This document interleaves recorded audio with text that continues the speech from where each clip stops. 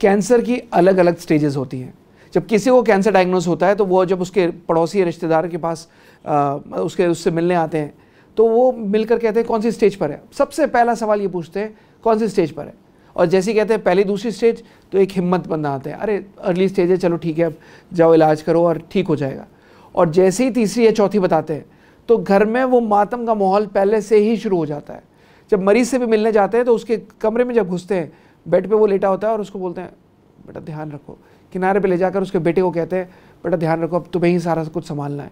बेटी को कहते हैं कि अब शायद ये बचे नहीं बचे, तुम एक काम करो, ससुराल से थोड़ा देर इनके साथ ही रहो और इनके साथ टाइम स्पेंड करो।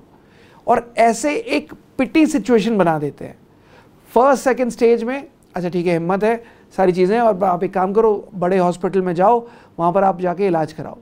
इलाज कराने जाते हैं और वहाँ पर घिसट घिसट के कंडीशन ख़राब होती है, क्वालिटी ऑफ लाइफ ख़राब होती है, और वो चौथी स्टेज पे हो जाते हैं। अब जब वो तीसरी या चौथी स्टेज पे पहुँचते हैं तब उन्हें डॉक्टर्स एज यूजुअल, क्योंकि रिकवरी दिखी नहीं, दवाई चलते चलते ट्रीटमेंट चलते चलते कंडीशन ख़राब हो गई और आखिरी स्टेज पे पहुँचा दिया, तब उन्हें हमारी याद आती है। आधे से ज़्यादा केसेस ऐसे हैं जहाँ पर जब वो हमारे पास आते हैं तो ऑलरेडी लास्ट स्टेज पर होते हैं, टर्मिनल स्टेज पर होते हैं। फोर्थ स्टेज पे डॉक्टर्स का सारा ट्रीटमेंट एक्सपेरिमेंट करके ख़त्म कर चुके होते हैं, और फिर उसके बाद उन्हें हमारी याद आती है कि डॉक्टर साहब ठीक तो हो जाएंगे ना। अब पहली दूसरी स्टेज में हमें क्यों नहीं याद करते? तब उस समय क्यों नहीं कहते कि कैंसर डायग्नोज हुआ है, कैंसर इलाज सेंटर है ना, फर्स्ट सेकंड स्टेज है, कोई बात नहीं, रिकवरी आ जाएगी। कम से कम वो क्वालिटी ऑफ लाइफ ख़राब होकर घिसट कर फोर्थ स्टेज तो नहीं पहुँचेगी। और अगर फोर्थ स्टेज पे भी डायग्नोज हुआ है तो भी घबराने की ज़रूरत नहीं है, वो मातम का माहौल करने की ज़रूरत नहीं है, वो घर में उसको मरीज़ को वो पिटी सिचुएशन करने की ज़रूरत नहीं है, ओहो बचेगा नहीं बचेगा। उसको पहले से ही उसकी सबकी नज़रों पर, कोई भी जो मरीज़ होता है ना वो बेवकूफ़ नहीं होता, वो इतनी सारी ज़िंदगी अपने जी कर, ऑब्वियसली उसने पूरा परिवार खड़ा किया है, अपना बिजनेस खड़ा किया, अपना काम धंधा शुरू किया है, तो उसको समझ में तो आएगा ही कि आप लोगों की आंखों पर वो मौत का डर दिख रहा है। उसको समझ में तो आएगा ही ना कि आप लोगों के चेहरे पर दिख रहा है कि वो नहीं बचेगा। तो क्यों अपने चेहरे पर पहले ही 12 बजाकर उनकी कंडीशन खराब कर देते हो? उसको मत दिखाओ, उसको हिम्मत दो, and you should be feeling कि yes there is a recovery. एक चीज़ बहुत पावरफुल है, विजुअलाइजेशन। अगर आप विजुअलाइजेशन पे विश्वास करते हो तो ध्यान से सुनना, ये बात नहीं भी करते तो भी सुनो, क्योंकि शायद ये आपको फ़ायदा दे जाए। जब किसी को कैंसर डायग्नोज होता है, you need to think, imagine, feel your future with him.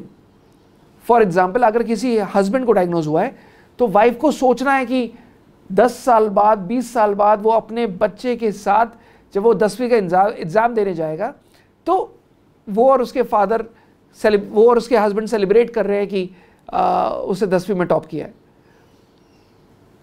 अपनी बेटी का वो सोचेगा कि किसी तरीके से उसने उसकी शादी कराई और किस तरीके से वो नाच गा रहे हैं और सेलिब्रेट कर रहे हैं। You have to visualise your future. आपको अभी विजुअलाइजेशन में क्या दिखता है? मौत, डेथ, कि वो नहीं बचे। तो वैसे ही होगा। आप व्हेन यू थिंक, कहते हैं ना, किसी एक बहुत अच्छी मूवी का डायलॉग है कि अगर किसी चीज़ को शिद्दत से चाहो तो पूरी कायनात उसको मिलाने को मदद करती है। आप क्या मांग रहे हो कायनात से? आप क्या मांग रहे हो यूनिवर्स से? डेथ। आप क्या मैनिफेस्ट कर रहे हो? डेथ, कि शायद ना बचे। डर मैनिफेस्ट नहीं कर रहे, बट सबकॉन्शियसली आपके दिमाग में वही चल रहा है कि नहीं बचेंगे। And you don't use this power of visualisation, you don't use this power कि वो रिकवर हो सकते हैं और ठीक हो रहे हैं। सोते जागते सपनों में, रियल लाइफ में, you just have to speak the language of positivity, केवल और केवल पॉजिटिविटी। ये ठीक हो रहे, ठीक हो रहे, ठीक हो रहे, ठीक हो रहे, ठीक हो रहे। और ऐसा होगा नहीं कि वो ठीक ना हो। लिख लो आप, लिख लो आप। चैलेंज करता हूं ये बात, this world gives you whatever you manifest to this world. अगर आपको विजुलाइज करना है कि ये पेशेंट लास्ट स्टेज में भी रिकवर हुए हैं तो लास्ट स्टेज में भी पेशेंट रिकवर होते हैं। मैं आपको बता रहा हूं, सैकड़ों हजारों केसेस हैं जो इसी एक्ट से, इसी पावर से रिकवर हुए, ठीक हुए। Right? Strong will power, determination to fight, correct treatment. Correct treatment का जिम्मा हमारा है। Strong will power, determination to fight, मतलब you need to have that strong will power. What is will power? Will power is a muscle. आप जितना strong बनोगे, जितना मजबूत बनोगे, जितना विजुलाइज करोगे कि मुझे ठीक होना है, ऐसा होगा नहीं कि आप ठीक ना हो। एंड देन कभी भी ये स्टेप मत लो कि नहीं कैंसर डायग्नोज हुआ है तो आपको फर्स्ट सेकंड स्टेज में, थर्ड फोर्थ स्टेज में नहीं बचेंगे। अगर आपने सोच लिया नहीं बचेंगे ना, उन रिश्तेदारों को यहाँ आने में घर में मना कर दो कि नहीं आप घर में नहीं आ सकते। You just have to feel, talk, speak the power of positivity, और ऐसा होगा नहीं कि रिकवरी ना आए। ये बातें जो भी मैं बता रहा हूँ आपको, ये बातें कोई हवा में नहीं बता रहा, ये बातें कुछ ऐसे ही नहीं बता रहा कि अरे डॉक्टर तो चलो आपको ये समझा रहे, डॉक्टर साहब तो ऐसे ही समझा रहे हैं। ये हमारा एक्सपीरियंस बोल रहा है।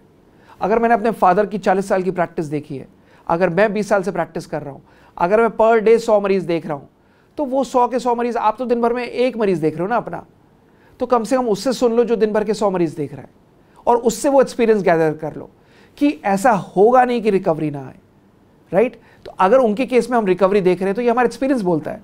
सो अगर आप दूसरों से कुछ सीख नहीं सकते, कम से कम जैसे कहते हैं ना बड़े बूढ़ों से हम सीखते हैं कि क्यों, क्योंकि उनके पास एक्सपीरियंस होता है इतने साल जीने का, और उनसे हम एक्सपीरियंस देखते हैं। कभी हम जब आप लोग अपने कभी बिजनेस में वो धक्का खाते हो, कोई लॉस खाते हो, आप अपने फादर के पास जाते हो ना, पापा इसमें क्या करूं, या अगर कोई लड़की को अगर खाना बनाना सीखना है वो अपनी माँ के पास जाती है कि क्यों, क्योंकि वो एक्सपीरियंस्ड होते हैं। तो वैसे ही कैंसर में हमारा एक्सपीरियंस बताता है कि this never goes wrong, it has never failed, power of visualisation never failed, strong will power never failed, determination to fight never failed, and correct treatment never failed, right? So इस तरीके से please experience को अगर आप ले सको positive लीजिए। अगर आपको नहीं लगता तो इस वीडियो को क्लिक करिए, आप जो भी गाना देखना चाहो वो देख सकते हो, but if you can take something positive out of it, please take it. ख्याल रखिए अपना।